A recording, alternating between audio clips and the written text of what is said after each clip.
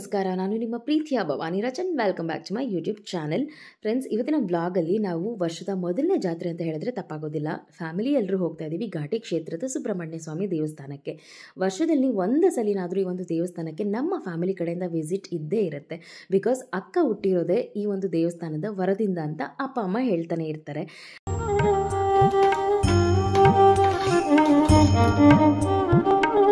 So ಹಾಗಾಗಿ ನಮ್ಮ family ಕಡೆಯಿಂದ ಈ ಒಂದು ದೇವಸ್ಥಾನಕ್ಕೆ ವರ್ಷದಲ್ಲಿ ಒಂದು ಸಲಿನಾದರೂ ಹೋಗ್ತೀವಿ.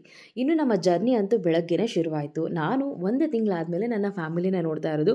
ಮೊದಲನೇ ಬಾರಿ ಒಂದು ದೇವಸ್ಥಾನಕ್ಕೆ ಅಂತ ಹೋಗ್ತಾ ಇರೋದು. ಆದರೆ ನಾವು ಹೋಗಬಾರ್ದು, ಆದರೆ ಹೋಗ್ತಾ ಇದ್ದೀನಿ. ಆದರೆ ಅಲ್ಲೊಂದಷ್ಟು ಫಾರ್ಮಾಲಿಟೀಸ್ ಎಲ್ಲ ಫಾಲೋ ಮಾಡ್ತೀನಿ. ಅಂದರೆ ದೇವ್ರ ದರ್ಶನ ಅಷ್ಟೇ ಮಾಡೋದು, ಮಂಗಳಾರತಿ ತೊಗೊಳ್ಳೋದಿಲ್ಲ, ಹಾಗೆ ದೇವರನ್ನು ಮುಟ್ಟೋದಿಲ್ಲ, ಪೂಜೆ ಕೊಡೋದಿಲ್ಲ, ಪ್ರಸಾದ ತಿನ್ನೋದಿಲ್ಲ ಅಂತ. ಇನ್ನು ಹೋಗಬೇಕಾದ್ರೆ ನಮ್ಮ ಜರ್ನಿ ಅಂತೂ ತುಂಬಾ ಚೆನ್ನಾಗಿತ್ತು. ತುಂಬ ರಶ್ ಇದ್ದರು. ಹಾಗೆ ಬೆಳಗ್ಗೆ ಎಷ್ಟು ಬೇಗ ಬಿಟ್ಟಿದ್ರು ಮಧ್ಯಾಹ್ನ ಆಗೋಯ್ತು ನಾವು ದೇವಸ್ಥಾನನ ರೀಚ್ ಆಗೋಷ್ಟೊತ್ತಲ್ಲಿ. ಇದೇನಪ್ಪ ಈ ರೀತಿ ಪಜೀತಿ ಜಾತ್ರೆಗೆ ಬಂದು ಅಂತ ನಮ್ಗೆ ಅನ್ನಿಸ್ಬಿಡ್ತು. ನೀವು ನೋಡ್ತಾ ಇರ್ಬೋದು, ನಮ್ಮ ಕಾರ್ ಸ್ಟ್ರಕ್ ಆಗಿದೆ. ಬ್ಯಾಟ್ರಿ ಪ್ರಾಬ್ಲಮಿಂದ 15ರಿಂದ 20 ನಿಮಿಷ ನಮ್ಮ ಕಾರ್ ರೆಡಿನೇ ಆಗಿರಲಿಲ್ಲ. ಅಲ್ಲೆಲ್ಲ ಪೊಲೀಸರು ಗಲಾಟೆ ಮಾಡ್ತಿದ್ರು. ಆಬ್ವಿಯಸ್ಲಿ ಜಾತ್ರೆ ಅಂದಾಗ ಈ ರೀತಿ ಆದಾಗ ಅವ್ರಿಗೂ ಗಾಬರಿ ಆಗೋದು, ಟೆನ್ಷನ್ ಆಗೋದು ಇದ್ದಿದ್ದೆ. But god grace car start ಆಯಿತು. ನಮ್ಮ ಕಾರ್ ಬಂದು ಸ್ಟ್ರಕ್ ಆಗಿಬಿಟ್ಟಿದೆ. ಕಾರ್ ಆನ್ ಆಗ್ತಾ ಇಲ್ಲ. ಏನು ಪ್ರಾಬ್ಲಮ್ ಆಗಿದೆ ಅಂತಲೂ ಗೊತ್ತಾಗ್ತಾ ಇಲ್ಲ. ಎಲ್ಲರೂ ಹೆಲ್ಪ್ ಮಾಡ್ತಾ ಇದ್ದಾರೆ ಏನು ಪ್ರಾಬ್ಲಮ್ ಆಗಿದೆ ಅಂತ ಸರ್ಚ್ ಮಾಡೋದಕ್ಕಾಗಿರ್ಬೋದು ಅಥವಾ ಮೂವ್ ಮಾಡೋದಕ್ಕೆ, ಸೈಡ್ಗೆ ಹಾಕೋದಕ್ಕೆ. ಮೈ ಗಾಡ್, ಸ್ಟಾರ್ಟ್ ಆಯ್ತಾ? ಥ್ಯಾಂಕ್ ಗಾಡ್, ಫೈನಲಿ ಸ್ಟಾರ್ಟ್ ಆಯಿತು. ಸೊ ಕಾರ್ ಫಸ್ಟು ಪಾರ್ಕಿಂಗ್ ಮಾಡಿಬಿಟ್ಟು ಅಲ್ಲಿಂದ ನಾವು 1.5 ಕಿಲೋಮೀಟರ್ ದೇವಸ್ಥಾನಕ್ಕೆ ನಡ್ಕೊಂಡೇ ಹೋಗೋಣ ಅಂತ ಡಿಸೈಡ್ ಮಾಡಿ ಹೋಗ್ತಿರ್ಬೇಕಾದ್ರೆ ಈ ರೀತಿ ಪಾನಕ, ನೀರು, ಮಜ್ಜಿಗೆ, ಕೋಸಂಬರಿ ಎಲ್ಲ ಭಕ್ತಾದಿಗಳಿಗೆ ಕೊಡ್ತಾ ಇರ್ತಾರೆ. ಇನ್ನು ಬಿಸಿಲಿರೋದ್ರಿಂದ ಹೋಗ್ತಿರ್ತಾರೆ ದೇವಸ್ಥಾನಕ್ಕೆ ಮತ್ತು ಬರ್ತಾ ಇರ್ತಾರಲ್ವಾ. ಸೊ ಹಾಗಾಗಿ ಅವ್ರಿಗೆಲ್ಲ ಅನುಕೂಲ ಆಗಲಿ ಅಂತ ಕೊಡ್ತಿರ್ತಾರೆ. ಆ್ಯಂಡ್ ಫಸ್ಟು ನಾವು ಹೋಗಿದ್ದೆ ಊಟ ಮಾಡ್ಕೊಳ್ಳೋಣ ಅಂತ ಅಂಚೆತ್ರದಲ್ಲಿ. ಇಲ್ಲಿ ಏನಂತ ಹೇಳಿದ್ರೆ, ಅಪ್ಪ ಮೊದಲಿಂದನೂ ದಾನ ಅಂದರೆ ಹಣದ ದಾನ ಆಗಿರ್ಬೋದು ಅಥವಾ ತರಕಾರಿ ಏನು ಅವ್ರಿಗೆ ಬೇಕಾಗಿರುತ್ತೋ ಅದನ್ನು 2 ದಿನ ಮುಂಚೆನೇ ಕೇಳಿ ತಿಳ್ಕೊಂಡು ಅಪ್ಪ ಈ ಒಂದು ಅಂಚೆತ್ರಾಗೇನೆ 28 ವರ್ಷದಿಂದ ಕೊಡ್ತಾ ಬಂದಿದ್ದಾರೆ. ಸೊ ಫಸ್ಟು ಹೋಗಿ ಅಲ್ಲಿ ಪ್ರಸಾದನ ತಿಂದು ಅದಾದಮೇಲೆ ನಾವು ದೇವ್ರ ದರ್ಶನ ಮಾಡೋಕ್ಕೆ ಬಂದ್ವಿ. ಆ್ಯಂಡ್ ನಾನು ಇದನ್ನೆಲ್ಲ ಹೇಳ್ತಿದ್ದೀನಿ ಅಂದರೆ ನಾನೇನು ಮಾಡ್ತಾ ಇರಲಿಲ್ಲ, ಜಸ್ಟ್ ಮಕ್ಕಳ ಜೊತೆ ಕೂತ್ಕೊಂಡಿದ್ದೆ. ಬಟ್ ಹೊರಗಡೆ ನಾವು ಊಟ ಮಾಡ್ಕೊಂಡ್ವಿ. ಇನ್ನು ಅಮ್ಮ ಅಕ್ಕ ಎಲ್ಲ ಅಲ್ಲೇ ಊಟ ಮಾಡಿದ್ರು. ಸೊ ಅಲ್ಲಿಂದ ಜಾತ್ರೆ ನೋಡ್ಬೋದು ನೀವು. ನಾವು ಹೋಗೋಷ್ಟೊತ್ತಲ್ಲಿ ತೇರು ಎಳೆದ್ಬಿಟ್ಟಿದ್ರು. ಯಾವಾಗಲೂ 12:15 ಸಮಯಕ್ಕೆ ಗರುಡ 3 ಪ್ರದಕ್ಷಿಣೆ ಆಗಿದ ತಕ್ಷಣ ಈ ಒಂದು ಸುಬ್ರಹ್ಮಣ್ಯ ಸ್ವಾಮಿ ರಥವನ್ನು ಎಳೆಯುವಂತಹ ಪದ್ಧತಿ ಈ ದೇವಸ್ಥಾನದಲ್ಲಿದೆ. ತುಂಬ ಅಂದರೆ ತುಂಬಾ ಜನ ಇದ್ರು ಈ ವರ್ಷ. ಬಿಕಾಸ್ ಸಂಡೇ ಆಗಿದ್ದರಿಂದ ತುಂಬ ಜನ ಇದ್ರು.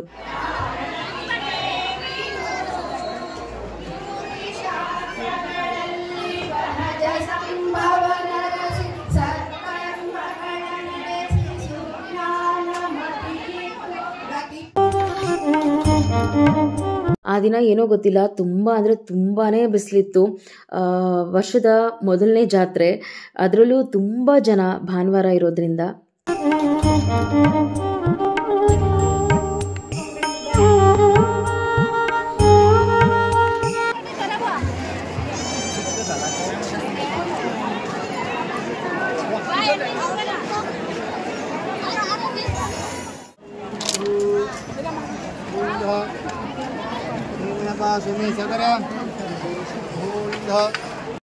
ಅಕ್ಕ ಅಮ್ಮ ಎಲ್ಲ ತೇರಿಗೆ ಪೂಜೆ ಮಾಡಿಕೊಂಡು ಅಲ್ಲಿಂದ ನಾವು ಮತ್ತೆ ಹೋಗ್ತಾ ಇರೋದು ಹುತ್ತ ಪೂಜೆಗೆ. ಅಂದರೆ ಇಲ್ಲಿ ನಾಗರ ಕಲ್ಲುಗಳನ್ನು ಪ್ರತಿಷ್ಠಾಪನೆ ಮಾಡಿರ್ತಾರೆ. ಅವರ ಒಂದು ಕೋರಿಕೆಗಳು ಅಥವಾ ಅವರ ಒಂದು ಸಮಸ್ಯೆಗಳು ಏನೇ ಬಗೆಹರಿದಿದ್ರು ಕೂಡ ಇಲ್ಲಿ ಬಂದು ನಾಗ ಪ್ರತಿಷ್ಠಾಪನೆ ಮಾಡ್ತೀವಿ, ಹುತ್ತಕ್ಕೆ ಹಾಲೆರೆದು ಪೂಜೆ ಮಾಡ್ತೀವಿ ಅಂತೆಲ್ಲ ಬೇಡ್ಕೊಂಡಿರ್ತಾರಲ್ವ. ಸೊ ಆ ರೀತಿ ಒಂದು ಪೂಜೆ ಮಾಡೋದು ದೇವಸ್ಥಾನದ ಬಲಭಾಗಕ್ಕೆ ಇದೆ ಅಂತಲೇ ಹೇಳ್ಬೋದು.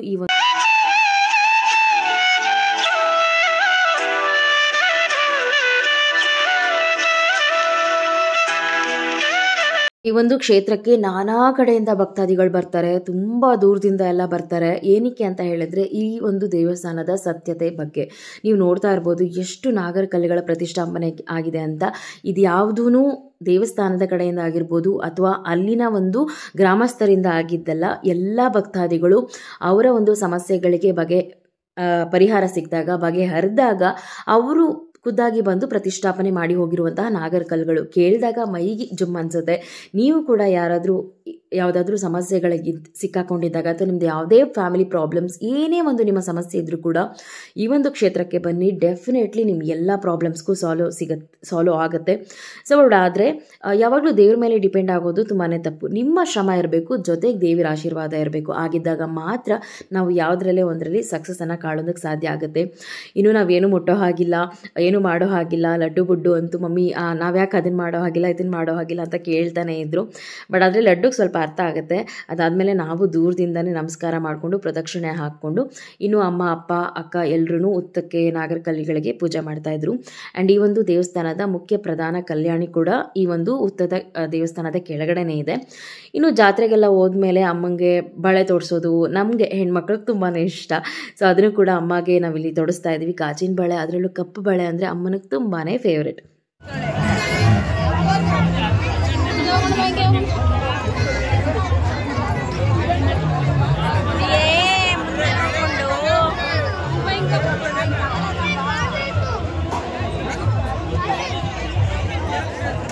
ನನ್ನ ಮಮ್ಮಿ ಬಟ್ಟೆ ಹಿಡ್ಕೊ, ಮಮ್ಮಿ ಬಟ್ಟೆ ಹಿಡ್ಕೊಂಬ.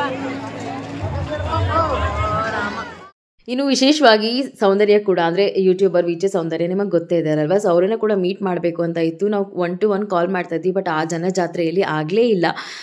ಯಾಕಂದರೆ ಊರಿಗೆ ಈ ಒಂದು ದೇವಸ್ಥಾನ ತುಂಬಾ ಹತ್ರ. Okay, better luck, next time meet ಮಾಡೋಣ ಅಂತ ಹೇಳಿಬಿಟ್ಟು ಇಲ್ಲಿ ಗರ್ಭಗುಡಿ ಹತ್ರ ಬಂದ್ವಿ. ಇಲ್ಲಿ ಕೂಡ ತುಂಬ ಜನ ಇದ್ದಿದ್ದರಿಂದ ಒಳಗಡೆ ಹೋಗಿ ದರ್ಶನ ಮಾಡೋದಕ್ಕೆ ಆಗಲಿಲ್ಲ.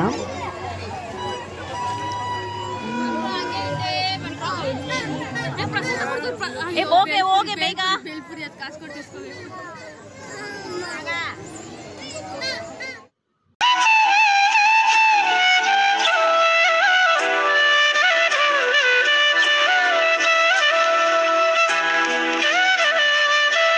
ಜಾತ್ರೆಯಿಂದ ನಾವು ಹೊರಗಡೆ ಬಂದು ನಮ್ಮ ಕಾರ್ ಹತ್ರ ಹೋಗೋದಕ್ಕೆ ಸುಮಾರು ಅರ್ಧ ತಾಸಿಂದ 3/4 ಗಂಟೆವರೆಗೂ ನಾವು ಟೈಮ್ ತೊಗೊಂಡಿದ್ದೀವಿ. ಅಷ್ಟು ಜಾತ್ರೆ ಸಂಜೆ 4 ಗಂಟೆ, ಅಷ್ಟು ಜನ 4 ಗಂಟೆ ಆದಮೇಲೆ ಸೊ ಸ್ವಲ್ಪ ಹೊರಗಡೆ ಔಟರ್ ಬಂದಾದಮೇಲೆ ಸ್ವಲ್ಪ ಫ್ರೀ ಆಯಿತು ಕಾರೆಲ್ಲ ಮೂವ್ ಆಗೋದಕ್ಕೆ. ಸೊ ನೋಡ್ತಾ ಇರ್ಬೋದು, ಎಲ್ಲಿಂದ ಎಲ್ಲಿವರೆಗೂ ಕಣ್ಣಾಯಿಸಿದ್ರು ಜನ. ಭಾನುವಾರ ಇದ್ದಿದ್ದರಿಂದ ಈ ಒಂದು ಜಾತ್ರೆ ಇನ್ನೂ ಇಷ್ಟು ಜನ ಸೇರಿ ತುಂಬ ಅದ್ಭುತವಾಗಿ ಮೂಡಿಬರೋದಕ್ಕೆ ಸಾಧ್ಯ ಆಯಿತು ಅಂತ ನಮ್ಮ ಫ್ಯಾಮಿಲಿ ಎಲ್ಲ ನಾವು ಮಾತಾಡಿಕೊಂಡು ಹಾಗೆ ನಮ್ಮ ಟ್ರಾವೆಲ್ನ ಶುರು ಮಾಡಿದ್ವಿ. ಇನ್ನು ನಮ್ಮ ಬೆಂಗಳೂರು ಬೈಪಾಸಲ್ಲೇ ಹೋಗಿದ್ದರಿಂದ ನಾವು ಈ ಒಂದು ವಿಧಾನಸೌಧ ಹಾಗೆ ಮಾಲ್ಸ್ ಆ್ಯಂಡ್ ಲೈಟಿಂಗ್ಸ್ ಎಲ್ಲ ಸಾಂಗ್ಸ್ ಹಾಕ್ಕೊಂಡು ನಮ್ಮ ಟ್ರಾವೆಲಿಂಗ್ ಅಂತೂ ತುಂಬ ಚೆನ್ನಾಗಿತ್ತು. ಬಟ್ ಕಂಪ್ಲೀಟ್ಲಿ ಟಯರ್ಡ್ ಕೂಡ ಆಗಿಬಿಟ್ಟಿದ್ವಿ. ಫಸ್ಟ್ ಊಟ ಮಾಡಿ ಮಲ್ಕೊಂಡ್ರೆ ಸಾಕು ಅನ್ನೋ ಥರ. ಇನ್ನು ಮನೆಗೆ ಹೋಗಿ ಕುಕ್ ಮಾಡೋಕ್ಕೆ ಯಾರಿಗೂ ಇಂಟ್ರೆಸ್ಟ್ ಇಲ್ಲ. ಅಂದರೆ ಟ್ರಾವೆಲ್ ಮಾಡಿದಾಗ ಸಹಜ ಮನೆಗೆ ಹೋಗಿ ಅಡುಗೆ ಮಾಡಿ ಮತ್ತೆ ತಿನ್ನೋದು ಅಂತ. ಫೈನಲಿ ಡಿಸೈಡ್ ಮಾಡಿ ಭಾಗ್ಯಸಾಗರ್ಗೆ ಹೋದ್ವಿ. ಅಲ್ಲಿ ಕೂಡ ಒಳ್ಳೆ ಊಟನ ಮುಗಿಸ್ಕೊಂಡು ಫೈನಲಿ ಕಾಫಿನ ಕುಡಿದು ರಿಲ್ಯಾಕ್ಸಿಂಗ್ ಆಗಿ ಮನೆಗೆ ಹೋಗಿ ಮಲ್ಕೊಂಡ್ವಿ. ಬಿಕಾಸ್ ನಾನು ಮತ್ತೆ ಬೆಳಗ್ಗೆ ಬೇಗ ಟ್ರಾವೆಲ್ ಮಾಡಬೇಕಾಗಿತ್ತು.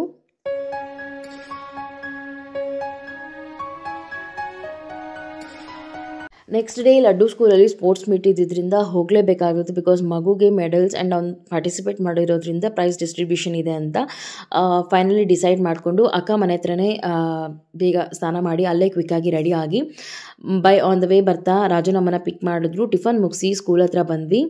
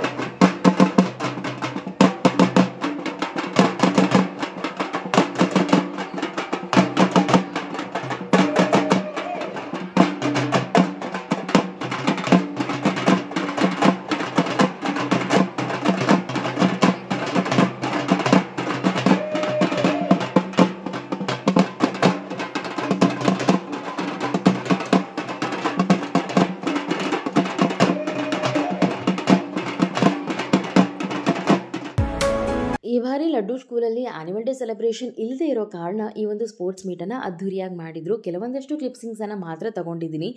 ಮತ್ತಷ್ಟು ಪರ್ಫಾರ್ಮೆನ್ಸಸ್ ಎಲ್ಲ ಏನೂ ಶೂಟ್ ಮಾಡ್ಕೊಳಕ್ಕೆ ಆಗಲಿಲ್ಲ. ಬಿಕಾಸ್ ಬುಡ್ಡು ತುಂಬಾ ಕಿರಿಕಿರಿ ಮಾಡ್ತಾ ಇದ್ದ. ಬಿಕಾಸ್ ಮಾರ್ನಿಂಗೇ ಎದ್ದು ಟ್ರಾವೆಲ್ ಮಾಡ್ಕೊಂಡು ಬಂದಿದ್ದರಿಂದ. ಬಟ್ ನಾನು ಏನು ಹೇಳ್ತೀನಿ ಅಂತ ಹೇಳಿದ್ರೆ, ಕೆಲವೊಂದು ಸಲ ಸ್ಕೂಲ್ಗಳಿಗೆ ಪೇರೆಂಟ್ಸ್ ಹೋಗಬೇಕಂದ್ರೆ ಹೋಗಬೇಕಾ ಎವ್ರಿ ವೀಕ್ ಏನಪ್ಪ ಅಂತ ಅನ್ಕೋತೀವಿ. ಬಟ್ ತಪ್ಪು. ಮಕ್ಕಳಿಗೆ ಬೇರೆ ಒಬ್ಬ ಪೇರೆಂಟ್ಸ್ಗಳನ್ನು ನೋಡಿದಾಗ ಅವ್ರಿಗೆ ಡಿಸಪಾಯಿಂಟ್ ಆಗೇ ಆಗುತ್ತೆ. ಯಾಕೆ ಇವ್ರು ಬರಲಿಲ್ಲ ಅಂತ. ಆ ರೀತಿಯೆಲ್ಲ ಮಾಡದೆ ಮಕ್ಕಳಿಗೆ ನಾವೇ ಉತ್ಸಾಹಕವಾಗಿ ಸ್ಕೂಲಲ್ಲಿ ಏನೇ ಫಂಕ್ಷನ್ಸ್ ಇದ್ರೂ ಮುಂದಾವತ್ವ ವಹಿಸಿ ನಾವೇ ಹೋಗಬೇಕಾಗತ್ತೆ. ಸೊ ಅವ್ರಿಗೂ ಕೂಡ ಖುಷಿ ಆಗುತ್ತೆ, ನಮಗೂ ಕೂಡ ಮತ್ತಷ್ಟು ಸಂತೋಷವಾಗಿ ಕಳೆದಂತಹ ಸಮಯ ಸಿಗುತ್ತೆ. ಹಾಗೆ ಒಳ್ಳೊಳ್ಳೆ ಮಾತುಗಳು, ಒಳ್ಳೊಳ್ಳೆ ಸ್ಪೀಚ್ಗಳನ್ನು ಕೇಳಿದಂತಹ ಅನುಭವ ಆಗುತ್ತೆ ಅಂತಲೇ ಹೇಳ್ಬೋದು. ಆ್ಯಂಡ್ ಪರ್ಫಾರ್ಮೆನ್ಸ್ಗಳಂತೂ ಒಂದಕ್ಕಿಂತ ಮತ್ತೊಂದು ಅನ್ನೋಂಗೆ ತುಂಬ ಚೆನ್ನಾಗಿತ್ತು. ಬಟ್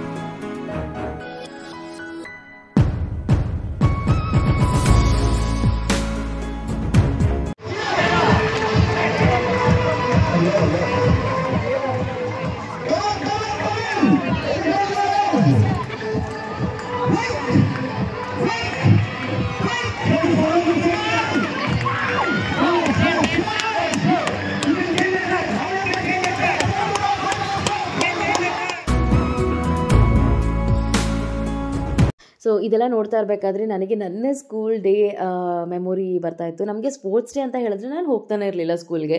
ಏನೋ ಅಂದರೆ ಒಬ್ಬೊಬ್ರಿಗೊಂದಂದ್ರೆ ಆಸಕ್ತಿ ಇರುತ್ತಲ್ವ, ಹಾಗೆ ನಮಗೆ ನಮ್ಮ ಒಂದು ಫ್ರೆಂಡ್ ಸರ್ಕಲ್ಸ್ಗೆ ಸ್ಪೋರ್ಟ್ಸ್ ಡೇ ಅಂದರೆ ನಮಗೆ ರಜಾ. ಬಿಕಾಸ್ ಆ ರೀತಿ ಆಪ್ಷನ್ಸ್ ಇರ್ತಾಯಿತ್ತು ಆಗ. Those are not in sports but ಬರಬೇಕು, ಬಟ್ ಆಪ್ಷನ್ ಇರ್ತಾ ಇತ್ತಲ್ವ. ಸೊ ನಾವೆಲ್ಲ ಹೋಗ್ತಾನೆ ಇರಲಿಲ್ಲ. ಅದನ್ನೇ ಹೇಳ್ತಾ ಇದ್ದೆ ಲಡ್ಡುಗೆ. ಬಟ್ ಇವಾಗ ಹಂಗಾಗಲ್ಲ. ಸ್ಪೋರ್ಟ್ಸ್ ಡೇ ಅಂದರೆ ಡೆಫಿನೆಟ್ಲಿ ಹೋಗಲೇಬೇಕು, ಅಲ್ಲಿ ಕೂತ್ಕೊಳ್ಳೇಬೇಕು. ಬಿಕಾಸ್ ಮಕ್ಕಳ ರೆಸ್ಪಾನ್ಸಿಬಿಲಿಟಿ ನಮ್ಮ ಮೇಲೆ ಇರುತ್ತಲ್ವ. ಸೊ ಆಬ್ವಿಯಸ್ಲಿ ಹೋಗಲೇಬೇಕು, ಆಪ್ಷನ್ನೇ ಇಲ್ಲ ಅನ್ನೋ ಥರ ಎಲ್ಲ. ಅಟ್ ದ ಎಂಡ್ ಯಾವೊಂದು ಗ್ರೂಪ್ ಚಾಂಪಿಯನ್ಸ್ ಆಗಿದ್ದಾರೆ ಅಂತ ಹೇಳಿ ಅನೌನ್ಸ್ ಮಾಡ್ತಾಯಿದ್ರು. ಆ ಮಕ್ಕಳಲ್ಲಿ ಆ ಒಂದು ಜೋಶ್ ನೋಡೋದಕ್ಕೆ ತುಂಬಾ ಖುಷಿ ಆಗ್ತಾಯಿತ್ತು. ಆ್ಯಂಡ್ ಈ ಸಲ ಚಾಂಪಿಯನ್ಸ್ ಆಗಿರೋದು ಕೂಡ ರೆಡ್. ಆ್ಯಂಡ್ ಈ ಒಂದು ಬ್ಯೂಟಿಫುಲ್ ವ್ಲಾಗ್ ಇಲ್ಲಿಗೆ ಎಂಡ್ ಮಾಡ್ತೀನಿ. ಹೋಪ್ ನಿಮ್ಗೆಲ್ರಿಗೂ ಇಷ್ಟವಾಗಿದೆ ಅಂತ. ಆ್ಯಂಡ್ ಮತ್ತೆ ಸಿಗ್ತೀನಿ ಮತ್ತೊಂದು ಕಲರ್ಫುಲ್ ವಿಡಿಯೋದಲ್ಲಿ. ಅಡ್ದನ್ take care, miss me and bless me, lots of love you all. Take care, bye bye.